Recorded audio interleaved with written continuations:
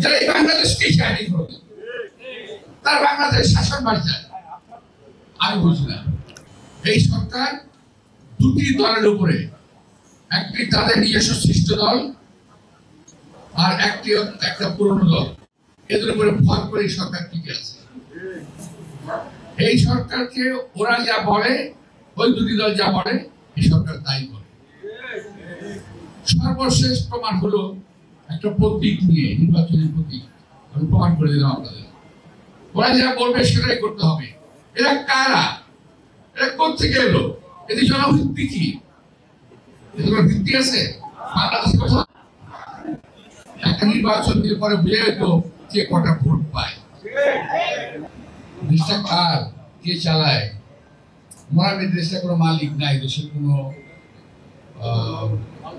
দেখার লোক নাই, সবাই শুধু ব্যস্ত সংস্কার সংস্কার সংস্কার। আরে ভাই, কি সংস্কার করতেছেন এটাই তো বুঝতে পারলাম না। রাস্তায় নামলে হাঁটা যায় না, ফুটপাথ গুলো ভরে গেছে, রাস্তা দখল হচ্ছে।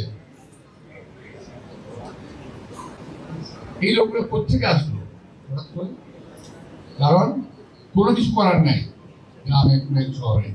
এটা এখন দোকানপাট বসিয়ে চলছে এবং জনগণের একটা অসুবিধার সৃষ্টি করতেছে।